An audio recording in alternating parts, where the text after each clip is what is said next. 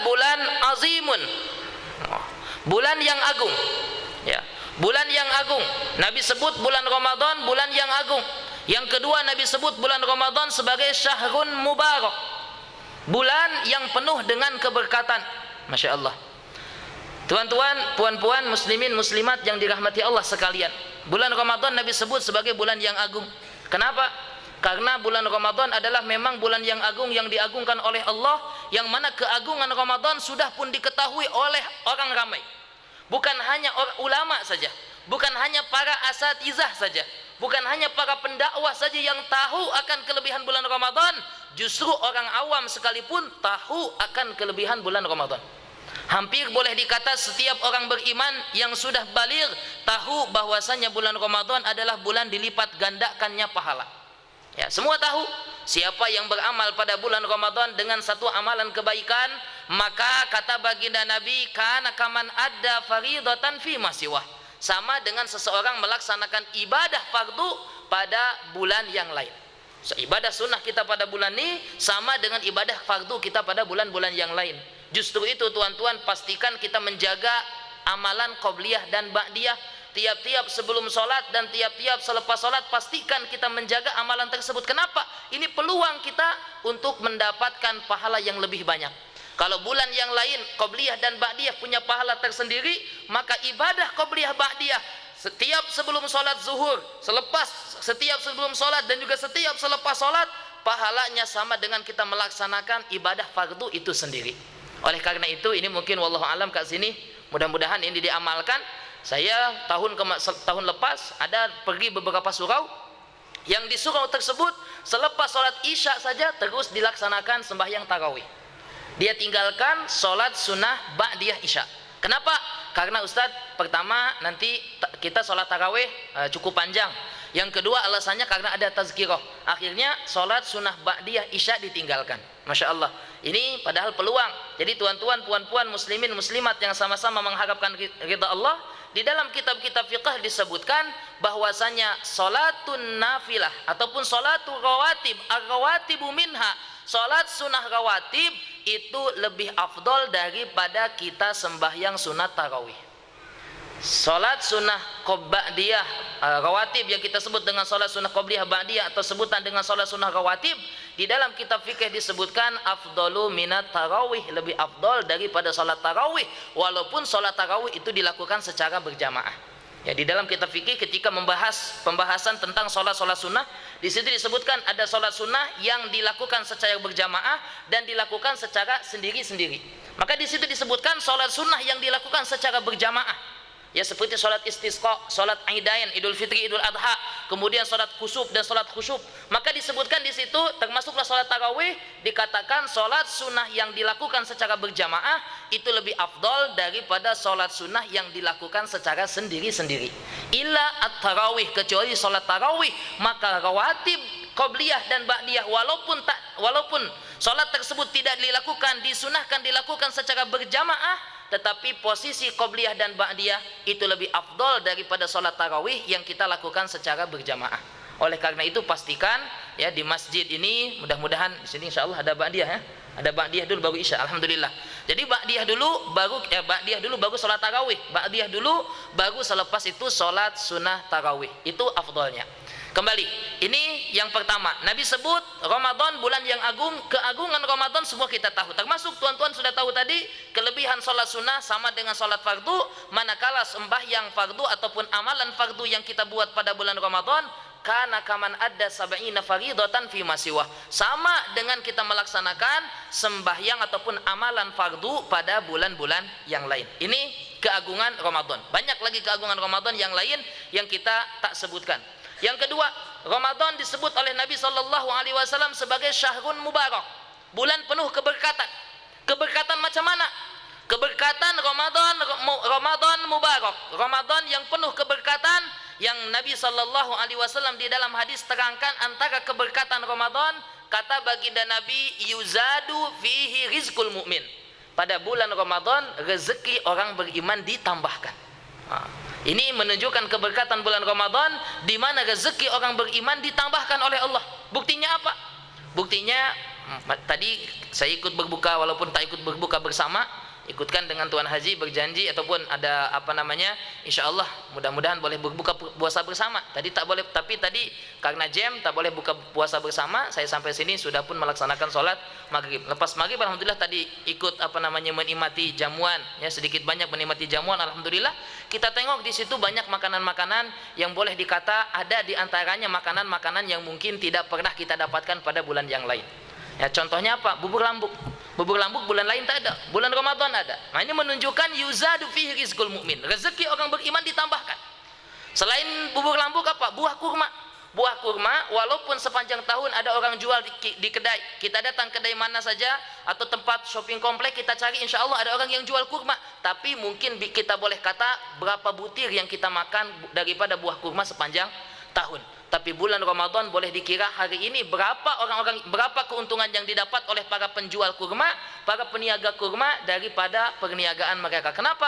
Karena ramai orang yang berbuka dengan kurma, nak makan kurma. Kenapa? Karena memakan kurma saat berbuka puasa antara salah satu sunnah daripada sunnah Rasulullah Sallallahu Alaihi Wasallam yang sepatutnya jangan kita tinggalkan. Kata baginda Nabi, kalau ketika kita berbuka maka berbuka puasalah dengan kurma. Kalau tak ada kurma maka fabijur atima. Kalau tidak ada kurma maka dengan apa? Meminum seteguk air putih, air kosong. Nah itu kalau tidak ada baru kepada buah-buahan. Jadi kurma pertama kurma, daripada kurma kalau kurma tak ada beralih kepada air kosong tak ada beralih kepada buah-buahan. Itu yang disebutkan oleh para ulama kita yang diambil daripada hadis Rasulullah Sallallahu Alaihi Wasallam. Yuzadu fihi rizqul mu'min. Ya, bulan Ramadan bulan yang berkah, antaranya di bulan Ramadan rezeki orang beriman ditambahkan. Ini yang pertama. Jadi bulan Ramadan disebut oleh baginda Nabi sebagai apa? Bulan azim, agung. Yang kedua Nabi sebut sebagai bulan mubarak, keagungan. Selanjutnya bulan Ramadan disebut dengan syahrus siyam. Bulan Ramadan disebut dengan bulannya puasa. Kenapa? Karena ibadah puasa diwajibkan oleh Allah kepada kita pada siang harinya, mulai daripada terbit fajar sampai kepada tenggelam matahari, sesuai dengan firman Allah di dalam surah Al-Baqarah.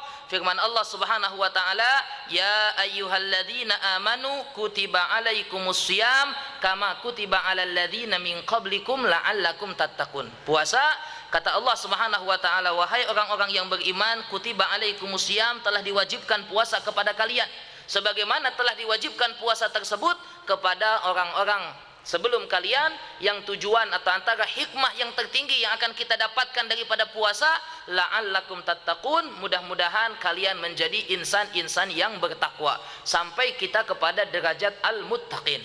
Ini yang kedua. Ramadan disebut dengan syahrus siyam, bulan puasa. Ya, hadis Nabi Sallallahu Alaihi Wasallam pula menerangkan tentang kefarduan puasa. Ya, kata Nabi Sallallahu Alaihi Wasallam, faradallahu siyamahu. Ya, Allah Subhanahu Wa Taala telah mewajibkan.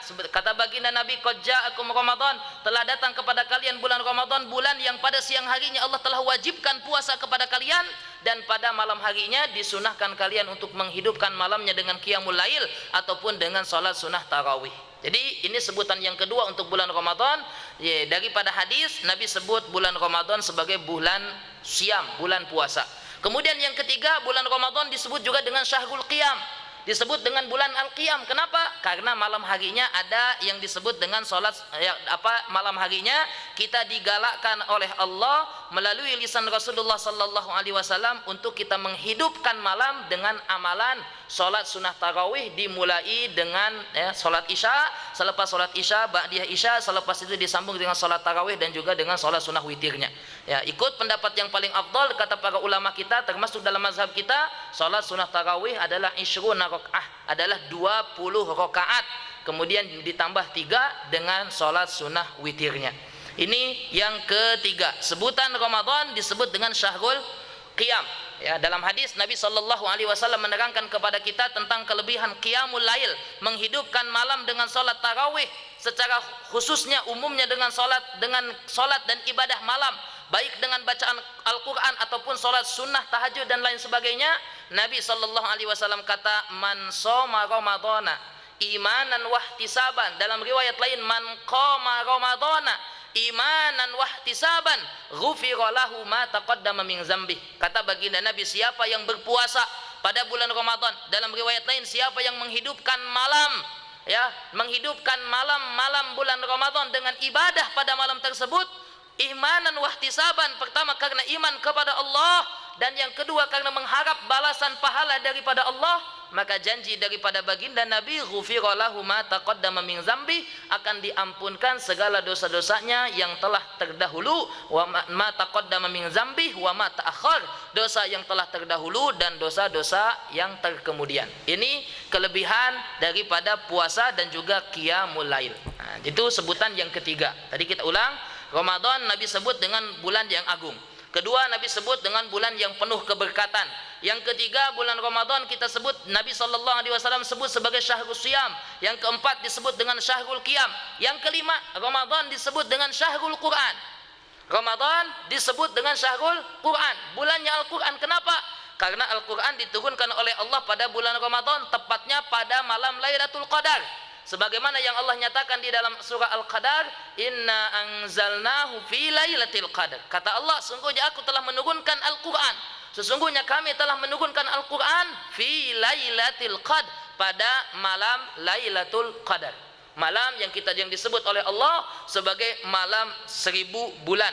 Ibadah pada malam tersebut lebih baik daripada ibadah selama sepanjang 1000 tahun, 1000 bulan, atau kurang lebih 80 tahun. Mudah-mudahan ya, kita doa kepada Allah dari hari ini. Lailatul Qadar disebutkan berada pada 10 malam terakhir pada bulan Ramadan, khasnya atau lebih tepatnya lagi pada malam-malam ganjil pada akhir 10 malam terakhir Ramadan. Kita doa dari sekarang. Kalau dulu Rajab, Sya'ban kita doa kepada Allah supaya Allah sampaikan kita bulan Ramadan. Sekarang alhamdulillah Allah dah sampaikan kita bulan Ramadan, maka kita doa kepada Allah. Pertama, kita minta supaya Allah beri taufik kepada kita untuk kita meningkatkan ibadah pada bulan Ramadan. Yang kedua, kita doa kepada Allah, mudah-mudahan kita termasuk insan pilihan Allah yang dipilih untuk mendapatkan Lailatul Qadar dan juga ibadah pada malam tersebut. Amin ya Allah ya Rabbal Alamin. Kembali, Ramadan Nabi sebut dengan syahrul Quran, bulannya Al-Quran. Ya, bulannya Al-Quran. Dalam ayat lain Allah nyatakan syahrul Ramadan alladzi unzila fihi Al-Quran. Kata Allah, bulan Ramadan adalah bulan yang di bulan tersebut unzila fihi Al-Quran, telah diturunkan Al-Quran pada bulan tersebut. Maka ya, yang mana Al-Quran ini sebagai pedoman, hudal, sebagai petunjuk, wa bayyinatin minal huda wal furqan, dan juga sebagai pembeza yang dengannya kita boleh membezakan mana perkara hak dan mana perkara yang batil, mana perkara yang baik, mana perkara yang buruk, mana perkara yang ma'ruf, mana perkara yang mungkar. Maka bulan Ramadan sepatutnya kita jadikan sebagai bulannya Al-Quran, dan Rasulullah sallallahu alaihi wasallam sendiri telah mencontohkan kepada kita bagaimana Nabi sallallahu alaihi wasallam sangat ambil berat untuk mempelajari Al-Quran pada bulan Ramadan. Di dalam riwayat disebutkan Rasulullah sallallahu alaihi wasallam, riwayat daripada Sayyidatah Fatimah Az-Zahra, dikatakan Rasulullah sallallahu alaihi wasallam pada bulan Ramadan yudarisul Quran, belajar Al-Quran, mudarasah Quran, talaqi Al-Quran kepada malaikat Jibril alaihi salam. Setiap tahun khas di bulan Ramadan, baginda Nabi akan khatamkan Al-Quran di tasmi' ataupun di mudarasah talaqi kepada Jibril alaihi salam. Dan pada tahun terakhir baginda Nabi membaca Al-Quran sebanyak 2 kali khatam. Tahun pertama setiap tahun selalunya hanya sekali. Di tahun kewafatan baginda membacanya sebanyak 2 kali. Ini dicontohkan oleh baginda Nabi. Baginda Nabi sangat ambil berat dengan mempelajari Al-Quran, membaca Al-Quran pada bulan Ramadan. Dan itu jugalah yang dicontohkan oleh para ulama-ulama kita, ya, pada para ulama-ulama kita, di mana mereka di bulan Ramadan sangat-sangat ambil berat dengan membaca Al-Quran.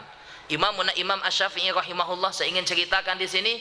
Imam Asy-Syafi'i rahimahullah, beliau mengkhatamkan Al-Quran 60 kali dalam sebulan.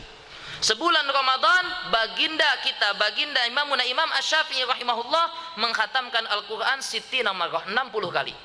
Ya, yang dikatakan oleh murid-murid beliau, tiap-tiap hari Imam Asy-Syafi'i khatamkan 2 kali. 1 kali di waktu malam, 1 kali di waktu siang. Sampai 30 hari Ramadan beliau menghatamkan Al-Quran sampai 30 kali. Dan ini disebutkan juga oleh ulama-ulama kita. Ada satu kitab nama dia Wadha'ifu Ramadan yang ditulis oleh Syekh Ibnu Rajab Al-Hambali. Di situ beliau sebutkan ada ramai daripada ulama-ulama kita yang menghatamkan Al-Quran dalam 1 hari sampai 2 kali di bulan Ramadan. Termasuk antaranya Imam Asy-Syafi'i. Yang kedua, ramai lebih banyak daripada itu orang yang menghatamkan Al-Quran 1 kali dalam 1 hari. tiap-tiap hari hatamkan Al-Quran. Ada juga yang menghatamkan Al-Quran yang lebih banyak daripada itu, yaitu orang-orang yang menghatamkan Al-Quran marrotan fi salasi ayam, satu kali selama 3 hari. Dalam 3 hari boleh khatamkan Al-Quran satu kali. Maknanya dalam satu bulan Ramadan khatamkan kurang lebih berapa kali? 10 kali khatam Al-Quran. Nah, ada yang lebih banyak lagi daripada itu yang menghatamkan Al-Quran menghatamkan Al-Quran fi kulli usbu', fi kulli jum'ah, pada setiap hari Jumat ataupun pada setiap 1 minggu, perputaran 1 minggu khatam Al-Quran 1 kali. Ini secara khususnya pada bulan Ramadan. Maka sepatutnya kita sebagai orang yang beriman yang ingin mendapatkan syafaat Al-Quran pada hari kiamat kelak, pastikan bulan Ramadan ini kita ambil peluang untuk menghatamkan Al-Quran. Jangan sampai Ramadan berlalu sedangkan Al-Quran belum kita khatamkan. Kata Imam Abu Hanifah, hak Al-Quran di ayyuhtama fi kulli sanatin marrotan. Al-Quran, hak Al-Quran kena kita khatamkan dalam 1 tahun 2 kali. Dalam 1 tahun 2 kali. Sekarang kita tengok, kalau sudah kita hatam dari Syawal sampai Sya'ban, kita dah hatam sekali, maka minimum Ramadan kita kena hatam 1 kali lagi. Sehingga 1 tahun 2 kali kita khatam. Kalau ternyata dari Syawal sampai Sya'ban kita belum pernah khatamkan Quran lagi, bahkan na'udzubillah mungkin belum pernah pegang Al-Quran langsung, maka pastikan Ramadan kita khatam 2 kali. Ramadan kita kena khatamkan dua kali. Itu batas paling minimum kita menghatamkan Al-Quran. Niat, insya Allah niat yang kita niatkan itu akan menjadi sumber pahala. Kata baginda Nabi, siapa berniat satu kebaikan tak diamalkan, dapat 1 pahala sempurna. Jadi tuan-tuan, minimum dari sekarang dah ada niat, khatamkan Al-Quran 1 kali, khatamkan Al-Quran 2 kali, khatamkan Al-Quran 3 kali. Jangan sampai niat tak ada. Insya Allah daripada niat yang ada niat tadi, keazaman tadi akan memberi motivasi untuk kita membaca dan menghatamkan Al-Quran. Dan kalau ternyata setelah kita berniat kita tak mampu untuk membaca dan menghatamkannya, dengan niat tadi insya Allah Allah akan catatkan pahala kebaikan untuk kita. Ini yang kelima. Ramadan disebut dengan syahrul Quran, bulannya Al-Quran. Ya, kita kembali kepada Al-Quran ya sebaik-baiknya. Ya, kembali kepada Al-Quran dengan bacaannya, kembali kepada Al-Quran dengan memahaminya, kembali kepada Al-Quran dengan pengamalannya, dan kembali kepada Al-Quran dalam segala aspek kehidupan kita. Selanjutnya Ramadan, 5 menit lagi. Ramadan disebut oleh Nabi sallallahu alaihi wasallam, disebut tadi yang kelima syahrul Ramadan disebut syahrul Quran. Ramadan pula disebut dengan apa? Syahrul Jud ataupun syahrul muasah. Baginda Nabi sebut Ramadan syahrul muasah, bulannya kasih sayang, atau dalam sebutan lain disebut dengan syahrul Jud, bulannya kedermawanan. Ya, di mana Ramadan adalah bulan yang dermawan, yang di dalamnya Allah Subhanahu wa taala lagi dermawan, maha dermawan, yang kedermawanan Allah pada bulan Ramadan bertambah daripada bulan-bulan yang lain selain Ramadan. Buktinya apa? Ya, seperti yang telah kita ketahui, rezeki orang beriman ditambahkan, pahala pula dilipat gandakan oleh Allah. 10 hari pertama rahmat, 10 hari kedua ampunan, 10 hari terakhir merupakan kebebasan daripada neraka. Manakala setan dibelenggu, pintu surga dibuka, pintu neraka ditutup. Ini semua menunjukkan kemahadermawanan Allah kepada umatnya, kepada hamba-hambanya pada bulan Ramadan. Yang karena kedermawanan Allah, karena kedermawanan Allah pada bulan Ramadan, baginda Nabi sallallahu alaihi wasallam pun sangat-sangat dermawan pada bulan Ramadan. Lebih dermawan pada bulan-bulan yang lain. Di bulan yang lain baginda dermawan, di bulan Ramadan baginda lebih dermawan lagi. Di bulan-bulan yang lain, riwayat yang menunjukkan kedermawanan baginda Nabi, kata Sayyidatuna Aisyah radhiyallahu an, "Ma su'ilan Nabi sallallahu alaihi wasallam syai'an qat illa a'tah." Baginda Nabi tidak pernah dimintai sesuatu apapun, melainkan baginda Nabi akan memberinya. Lebih-lebih lagi pada bulan Ramadan. Di bulan yang lain apapun yang diminta kepada baginda Nabi pasti akan diberi.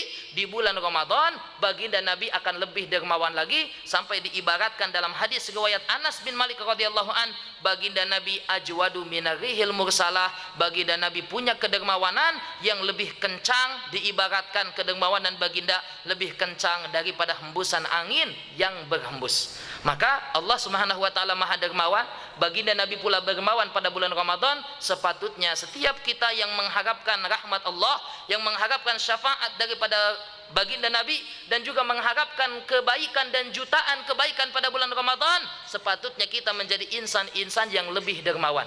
Kalau di bulan-bulan yang lain kita selalu memberi sumbangan, di bulan nih sumbangan kita kena lebih. Pastikan jangan sampai kita datang ke masjid untuk melaksanakan sholat tarawih ya tanpa ada sesuatu yang kita sedekahkan. Kalau boleh mungkin masukkan ke dalam tabung masjid ataupun masukkan kepada tabung tahfiz dan lain sebagainya sebagai tanda apa? Kedermawanan kita. Insya Allah kedermawanan kita akan menjadikan Allah semakin dermawan lagi kepada kita bil judi wal ata, dengan karunia dan pemberian. Kata baginda Nabi di dalam hadis, ya bena Adam unfik alaik. Firman Allah dalam hadis qudsi, kata Allah, wahai anak Adam, infakanlah harta yang kamu miliki, apa-apa yang kamu miliki, niscaya aku akan memberi yang terbaik kepada kamu. Jadikan Ramadan sebagai peluang untuk kita dermawan, jadikan Ramadan sebagai peluang untuk kita mendapatkan pahala yang akan terus berkekalan, akan menjadi amal jariah sampai walaupun kita sudah meninggal nanti. Terakhir, bulan Ramadan disebut dengan syahrud du'a. Bulan Ramadan disebut dengan bulannya doa. Nah, itu yang kita tadi di mukadimah saya sebutkan hadis tentang tiga doa orang yang tidak akan ditolak doanya oleh Allah. Kenapa? Yang antara daripada tiga orang tadi adalah da'watus shaim hatta yuftir. Doanya orang yang berpuasa sampai dia berbuka. Maka tuan-tuan, puan-puan, pastikan bulan Ramadan jadikan sebagai peluang untuk kita membanyakkan doa kepada Allah. Bahkan ayat yang berbicara tentang puasa selanjutnya disambung dengan ayat tentang Al-Quran, disambung pula dengan ayat tentang doa. Ya, ud'uni wa idza sa'alaka ibadi anni fa inni qarib ujibu da'watad da'i idza da'an. Itu ayat jatuh atau terletak selepas Allah menyebutkan puasa yang pertama dan Al-Quran yang kedua. Di bawahnya Allah cerita tentang doa. Wa idza sa'alaka ibadi, kata Allah, kalau hamba-hambaku bertanya kepadamu anni, tentang aku, fa inni qarib, sungguh aku dekat, ujibu da'watad da'i dada'an, aku akan mengijabah setiap doa permohonan siapa saja yang berdoa. Setiap orang yang berdoa ijabah, pasti diijabah oleh Allah, dan orang yang berdoa dalam orang yang berpuasa secara lebih khusus akan mendapatkan ijabah lebih daripada Allah. Maka pastikan bulan Ramadan jadikan sebagai doa, malam harinya dengan doa, siang harinya dengan doa, dan kata ulama doa yang paling dekat diijabah oleh Allah pada saat kita berbuka. Kenapa? Karena pada saat itu kita dilalaikan dengan makanan, ya, dengan makanan yang kita dari siang hari dah lapar, dah dahaga, tiba-tiba kita dihadapkan dengan makanan, sampai doa Allahumma lakas sumtu wa bika amantu pun kita terlupa. Doa berbuka pun terlupa. Kenapa? Jangankan nak berdoa panjang, nak doa bismika pula, nak doa Allahumma lakas sumtu wa bika amantu pun kita terlupa. Nah, makanya ada ulama kita katakan doa yang paling dekat diijabah itu adalah doa pada saat kita berbuka puasa. Ambil peluang 5 menit 10 menit sebelum kita berbuka, duduk bersama di masjid untuk berbuka jama'i, atau duduk kalau tuan-tuan buka di rumah, ambil 5-10 menit peluang untuk kita berdoa. Bagus, satu amalan yang diajarkan, antaranya juga saya dapatkan daripada kawan-kawan yang belajar di Tarim dengan Habib Umar, bacaan doa. Dulu kita selalu baca doa ini, tapi ini lebih mantap lagi. Kenapa? Karena sampai kepada kita daripada Al Habib Umar bin Hafiz.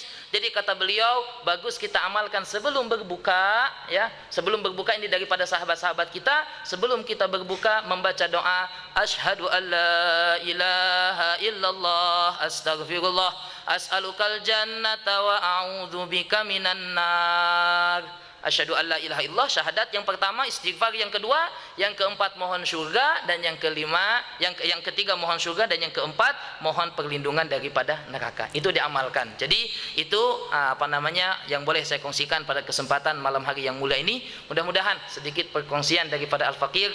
Biasanya kalau bulan-bulan yang lain kita kuliah mungkin kadang-kadang lepas maghrib sampai pukul 9. Nah, sekarang kita nak sholat tarawihnya pula 23 rakaat di sini.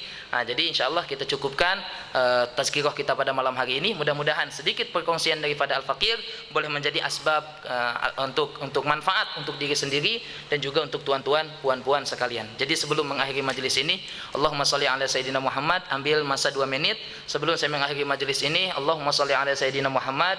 Jadi mungkin ini tahun lepas saya pun ada datang kemari dari Ramadan tahun lepas. Alhamdulillah ada datang kemari. Allahumma sholli ala sayyidina Muhammad. Saya datang daripada Ma'had Darul Quran Pasir Mas, Kelantan. Nah, saya datang daripada Kelantan, tapi saya sendiri asal daripada Indonesia. Nah, tepatnya daripada Sumedang. Sumedang ini adanya di Bandung. Di Bandung, Jawa Barat. Bahasa yang digunakan bahasa Sunda. Jadi bukan bahasa Jawa. Jadi kalau bahasa Jawa tak pandai lah. Kalau tuan-tuan di Kelang ini banyak orang Jawa. bahasa Jawa. Saya tak mengerti bahasa Jawa. Saya punya bahasa Sunda. Allahumma sholli ala sayyidina Muhammad. Jadi saya berkhidmat di Ma'had Darul Quran Pasir Mas Kelantan sudah 1 tahun lebih, hampir 2 tahun. Alhamdulillah pelajar-pelajar kita ada 160 pelajar. Kebetulan Ramadan ini kita cutikan karena ramai pelajar-pelajar kita yang menjadi imam. Tahun lepas ramai hampir 37 orang. Tahun ini kurang sedikit, dalam 23 orang saja yang jadi imam.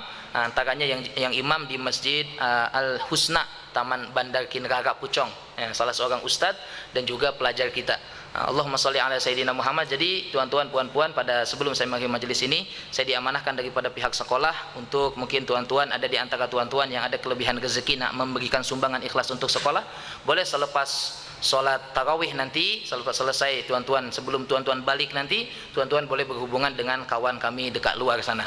Jadi kita ada sediakan tabung, tuan-tuan boleh masukkan tabung untuk memberikan sumbangan ikhlas untuk sekolah. Yang kedua, tuan-tuan juga boleh memberi sumbangan ikhlas dengan cara membeli sambil menderma. Membeli sambil menderma ada 2. Tuan-tuan dengan cara membeli buku sambil menderma ataupun membeli air penawar. Jadi kita ada membawa air penawar hafiz, air yang dibacakan 30 juzuk Al-Quran oleh para pelajar. Air ini air gau dicampur dengan air Zam-Zam dan dibacakan 30 juzuk Al-Quran oleh para pelajar. Satu air ini satu botol RM 10 ringgit saja. Ya, 10 ringgit saja. Insyaallah air tersebut tuan-tuan boleh gunakan ya ketika sahur ataupun berbuka, dan bagus diniatkan dengan niat-niat untuk kesembuhan dan lain sebagainya insyaallah. Yang kedua ada buku-buku tuan-tuan boleh miliki membeli sambil menderma, antaranya 101 keajaiban dan kurniakan biodata Rasulullah. Yang kedua ada 99 kisah keramat para wali yang bercerita tentang para wali-wali Allah. Yang ketiga ada buku Kudakap Cinta Ramadan, buku yang berbicara tentang amalan Ramadan, kelebihan Ramadan dan lain sebagainya. Dan yang terakhir ada Q&A bersama Tuan Guru Syekh Muhammad Nuruddin, soal jawab agama bersama Tuan Guru Syekh Muhammad Nuruddin, yang di dalamnya ada kurang lebih 399 soal jawab yang berkenaan akidah, fiqh, tasawuf dan juga soalan-soalan umum. Jadi tuan-tuan yang nak dapatkan buku-buku tersebut, satu buku 30 ringgit, ambil 4 buku, boleh tuan-tuan miliki RM 100 ringgit. Jadi satu buku 30, ambil 4, 100. Terakhir, tuan-tuan yang ada kelebihan rezeki boleh ambil sijil wakaf nih. Sijil wakaf Ma'had Tahfiz Darul Quran, satu sijil RM 50 ringgit saja. Nah, sedikit tak banyak mana, RM 50 ringgit tuan-tuan boleh niatkan untuk diri sendiri, atau tuan-tuan niatkan pahalanya dihadiahkan kepada mak ayah. Biasanya Ramadan tahun lepas mak ayah ada, hari pertama Ramadan kita bagi makanan, uang dan lain sebagainya untuk mak ayah. Sekarang mereka sudah tiada. Macam mana kita nak bagi hadiah untuk mereka? Buat wakaf, niatkan pahalanya dihadiahkan kepada mereka, insyaallah akan menjadi amalan yang diterima sampai kepada mereka insyaallah. Jadi tuan-tuan yang ada hajat untuk membeli buku sambil menderma atau berwakaf, boleh selepas solat tarawih nanti sebelum tuan-tuan pulang berhubungan dengan kawan kami dekat luar sana yang sudah ada niat, kebetulan uang bawa, boleh terus buat pembayaran. Kalau tak bawa uang lagi, boleh ambil dulu, bayar kemudian pun boleh insyaallah. Besokkah atau seminggu kemudian baru bayar pun boleh insyaallah. Itu saja yang boleh saya kongsikan, kurang lebihnya mohon maaf. Aqulu qauli hadza wa astaghfirullahal azim li wa lakum. Jadi supaya tidak ada nanti ustaz nih tengok selepas solat isya nanti ustaz tak ada, kemana ustaz? Supaya tak salah faham. Jadi kebetulan surau mana tu? Surau Cempaka Sari. Cempaka Sari dia pun nak juga tazkirah malam ni selepas 4 rakaat. Jadi mungkin selepas solat isya nanti, ba'da isya saya tidak tarawih dekat sini, saya tarawih dekat surau sana insyaallah. Nanti tuan-tuan yang ada hajat untuk buat memberi sumbangan untuk sekolah, boleh berhubungan dengan kawan kami. Jadi kawan tu nanti hantar saya ke surau sana, nanti dia balik semula ke masjid insyaallah. Itu saja yang boleh saya kongsikan. Terima kasih kepada pihak pengurusan masjid yang telah memberi laluan. Aqulu qauli hadza wa astaghfirullahal azim li wa lakum. Akhirul kalam, wassalamualaikum warahmatullahi wabarakatuh.